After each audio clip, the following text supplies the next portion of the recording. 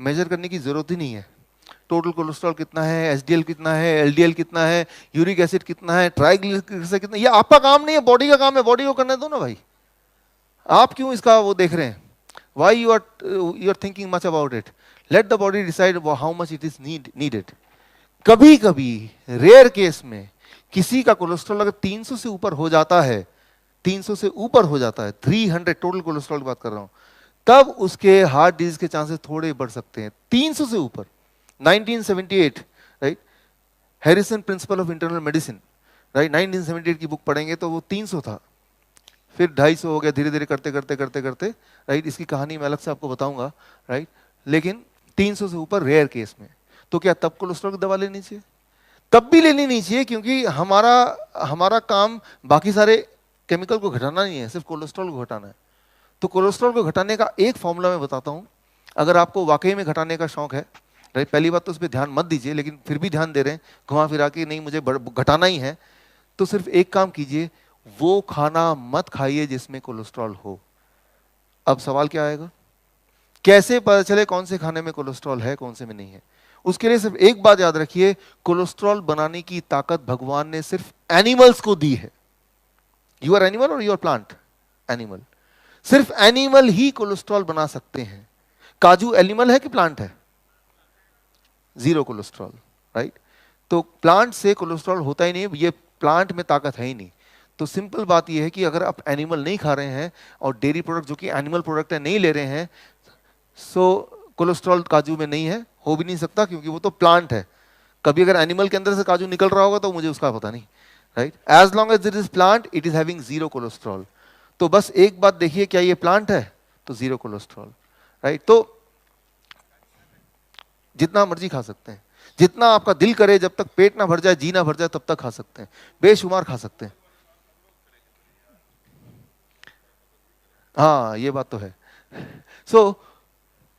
तो एक ही रूल है, try to reduce the animal food. Only animal food contain cholesterol, plant food do not contain cholesterol.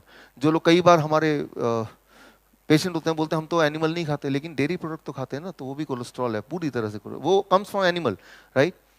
जहाँ जहाँ मेरे सेंटर है, मलेशिया में, वियतनाम में, वहाँ सब नॉन वेज है, उनके बिना वो चलता ही नहीं काम उनका। अगर उनको बोलूँगा कि एनिमल फूड मत खाओ तो मेरा सेंटर ही बंद हो जाएगा वहाँ पे। तो फिर उनसे मैं नेगोशिएट करता हूँ, बार्गेनिंग, राइट। तो नेगोशिएट करता हूँ कि फिर मैं उनको बोलता हूँ कि ठीक है भाई, एनिमल फूड खाना है तो कम खाओ, नंबर 1, राइट। हफ्ते में 1 बार, 2 बार, 3 बार, जो 3 बार मान जाए, नहीं तो 4 बार, राइट, कहीं तो माने। और अगर आप एनिमल फूड ले ही रहे हो तो वो वाला एनिमल लो जिसमें कम कोलेस्ट्रॉल हो। सवाल क्या है? कैसे पता चलेगा कौन से एनिमल में कम कोलेस्ट्रॉल है? कैसे पता चलेगा कौन सा एनिमल कम हार्मफुल है हमारे हार्ट के लिए? सिर्फ एक नियम, लेस नंबर ऑफ लेग्स, जितने कम लेग्स होंगे एनिमल के, उतने कम कोलेस्ट्रॉल, राइट, सिंपल। तो मैं उनको ये बोलता हूं, खाना, एनिमल फूड खाने से पहले देख लो कितने पैर है, गिन लो पहले। Beef and pork 4 legs, very very harmful. Chicken 2 legs, चलो ठीक है। फिश नो लेग्स, और अच्छा, राइट, मतलब अच्छा, कम बुरा, राइट। तो जब भी उनको बोलता हूं कि खाने से पहले प्लेट में देखो कितने लेग वाले एनिमल हैं, राइट। सो और अगर आपको लैंड एनिमल और सी एनिमल में, सी एनिमल इज बेटर। और सी में भी जब देखना चूज करना, तो जैसे octopus 8 legs, avoid it, right. Crab more legs, avoid it. Fish, right, you can take it. Egg, it comes from chicken which is having 2 legs, like this, right. इस तरह से आप इसको कर सकते हैं। एक पेशेंट ने मुझे बोला, डॉक्टर साहब व्हाट अबाउट स्नेक? सो सांप के अंदर अगर आप माइक्रोस्कोप लेके देखेंगे तो millions of, thousands of legs are there inside, hidden inside the skin.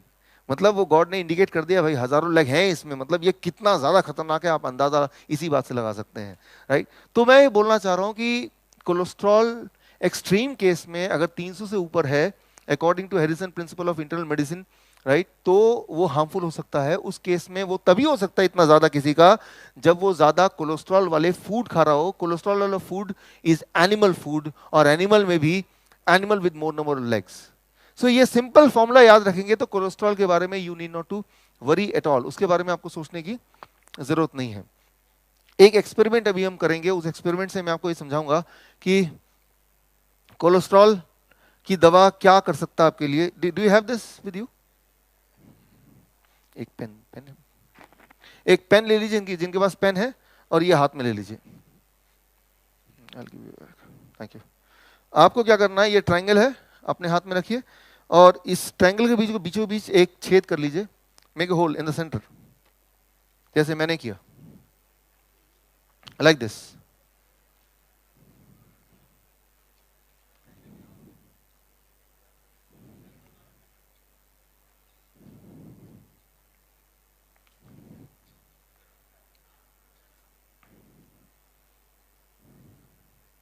Okay, अब देखिए यहां पे, इसको ऐसे रखिए अपने हाथ में जैसे मैंने रखा है।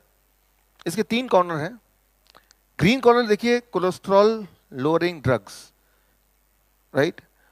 रेड कॉर्नर है वो है ब्लड प्रेशर का कॉर्नर है। येलो कॉर्नर है वो है ब्लड शुगर का corner. Blood sugar, blood pressure, blood cholesterol, ये तीनों चीजें आपस में कनेक्टेड है बॉडी के अंदर, तीनों इंडिपेंडेंट नहीं है, they are all connected together. अब डॉक्टर ने आपको कन्विंस किया कि आपका कोलेस्ट्रॉल ज्यादा है, आप कोलेस्ट्रॉल कम करो, दवा ले लो। जैसे ही आप दवा लेंगे, कोलेस्ट्रॉल जैसे ग्रीन वाला घटेगा तो ये नीचे जाएगा, तो रेड एंड येलो कहां जा रहा है? ऊपर, यानी कि तब ब्लड प्रेशर बढ़ेगा आपका, शुगर बढ़ेगा आपका। अब शुगर वाली दवा डॉक्टर के पास जाएंगे 6 महीने बाद, 1 साल बाद, कि कोलेस्ट्रॉल तो मेरा ठीक आ रहा है। जिनको अगर ये नहीं मिला तो आपको मिल जाएगा ब्रेक में, यहां देख के आप समझ सकते हैं इसको। जब भी कोई कोलेस्ट्रॉल की दवा लेगा 6 महीने में, साल में, कोलेस्ट्रॉल का दवा लिया, ग्रीन वाला नीचे चला गया, बट आप देख रहे हैं इसका ऑपोजिट रिएक्शन है, ब्लड प्रेशर ज्यादा होने लगेगा एंड ब्लड शुगर भी ज्यादा होने लगेगा। तो 1 साल बाद दोबारा चेकअप के लिए जाएगा, उसका बोलेगा कि आपका तो ब्लड शुगर ज्यादा आ रहा है, तो ये नहीं बोलेगा कि कोलेस्ट्रॉल की दवा को खत्म कर दो, बोलेगा क्या बोलेगा?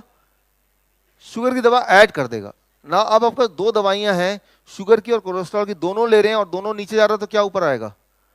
Blood pressure.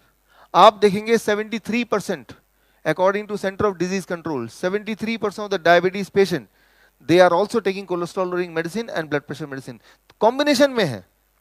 कोई इकलौता ऐसा नहीं होगा कि कोई सिर्फ डायबिटीज की दवा ले रहे हैं। शुरू करते वक्त तो डायबिटीज की दवा से शुरू किया था, but over the period of time, 1 साल 2 साल में, पहले कोलेस्ट्रॉल जुड़ गया, फिर ब्लड प्रेशर जुड़ गया, या पहले कोलेस्ट्रॉल जुड़ गया था फिर डायबिटीज जुड़ गई। कौन सा पहले जुड़ेगा वो आपकी किस्मत है, लेकिन एक भी दवा शुरू करेंगे तो 73% चांसेस है कि over the period of next 2 years आप बाकी 2 जो है ना, वो कॉम्बो ऑफर, बाकी 2 भी आपको मिल ही जाएंगे, राइट। तो पीछा कैसे छुड़ाना है? एक को छोड़िए, दूसरे को छोड़िए, तीसरे को छोड़िए, राइट, सिंपल, राइट। और छोड़ने का तरीका क्या है? मैंने आपको ब्लड प्रेशर का बताया था। जब भी खाना खाएंगे तो क्या देखेंगे पहले? If it is God made you eat it, man made you leave it. Diabetes का फॉर्मूला DIP डाइट आपने देख ही लिया था, और कोलेस्ट्रॉल भी आपको पता चल गया कि कोलेस्ट्रॉल सिर्फ एनिमल फूड में होता है, तो try to avoid it, and the moment you avoid it, cholesterol can not be high. आपका बॉडी उतनी कोलेस्ट्रॉल बनाता है जितनी की बॉडी को खुद जरूरत है, लेकिन जब आप बाहर से कोलेस्ट्रॉल खा रहे हैं और बॉडी भी बना रहा है, तभी वो एक्सेस हो सकता है। तो कोलेस्ट्रॉल बनाने का काम बॉडी का है, तो बॉडी को ही करने दें। हम अलग से कोलेस्ट्रॉल लेंगे, यानी कि जैसे दूध पिएंगे तो उसमें एडिशनल कोलेस्ट्रॉल है, बॉडी के पास वो वाली कैलकुलेशन नहीं है। एंड उस केस में कभी कभी किसी किसी में वो एक्सेस हो सकता है, और वो excess can be damaging in rare cases, right, अगर डैमेजिंग है तो। So this you have to really understand. अब सवाल आता है कि आज घर जाके क्या करना है। आज का एक इंपॉर्टेंट टॉपिक है जो कि हार्ट डिजीज है।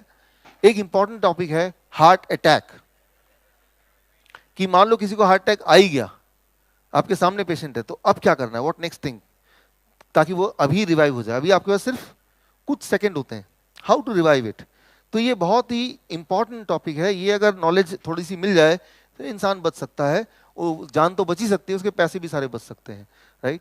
तो वो वाला टॉपिक अभी हम डिस्कस करने जा रहे हैं, heart disease, right, heart attack, वो क्या होता है, कैसे करना है, ऑल दोज थिंग्स, जो घर में बैठ के आप अपने किचन को ही अपना हॉस्पिटल बना सकते हैं, super speciality hospital, right, super speciality kitchen बना सकते हैं, राइट। सो उसके लिए आपको क्या करना है, आपके पास एक सांप सीढ़ी का एक गेम है, दिस यू आर हैविंग, ठीक है, स्क्रीन पे देखिए, घर में जाके उसको रेफर करना है आपको। आपको सिर्फ जीवन में 7 सीढ़ियां चढ़ना है और आपके घर में 7 सांप हैं, उनको उठा के बाहर फेंकना है।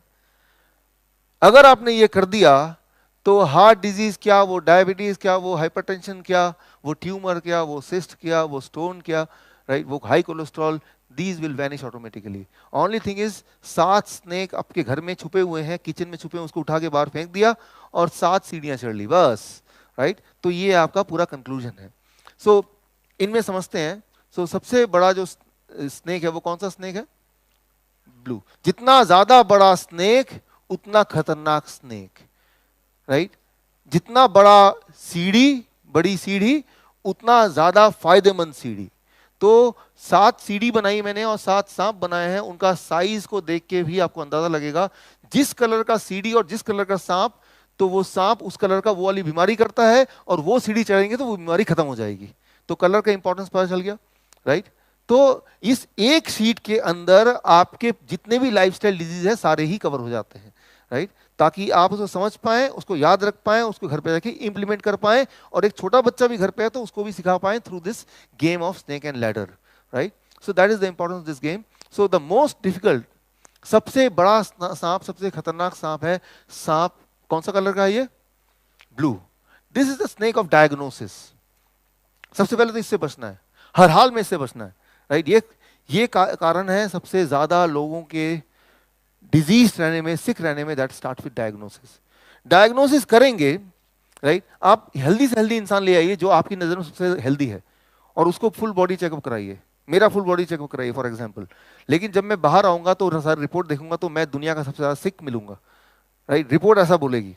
तो कितना भी हेल्दी हो, डॉक्टर तब तक चेक करते हैं, तब तक टेस्ट करते रहते हैं, तब तक, मतलब जब तक कुछ तो निकले ना कम से कम।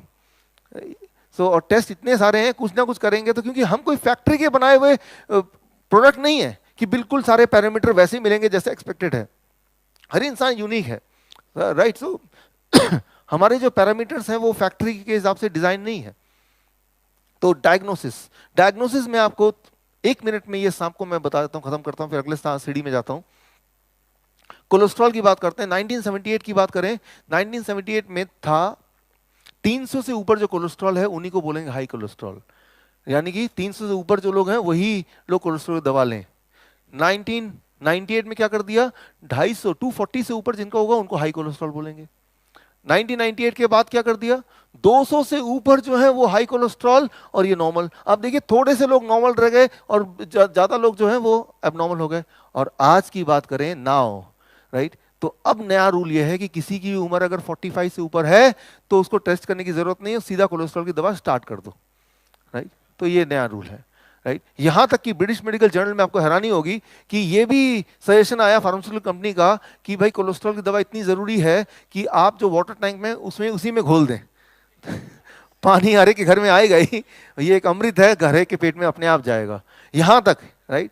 सो तो मैं ये सिर्फ कोलेस्ट्रॉल की बात नहीं, अगर आप थायराइड की बात करें, अगर 2003 तक थायराइड क्या था, 0.1 से लेके 6 के बीच में जिनका TSH लेवल है वो नॉर्मल था, राइट, यहां तक नॉर्मल है। इसके बाद जिनका TSH है उन्हीं को थायराइड की बीमारी मानते थे। अब क्या किया, उसको स्क्वीज कर दिया, छोटा कर दिया, 0.6 को 3 तक ले आए, राइट, और 0.1 को 0.3 तक ले आए।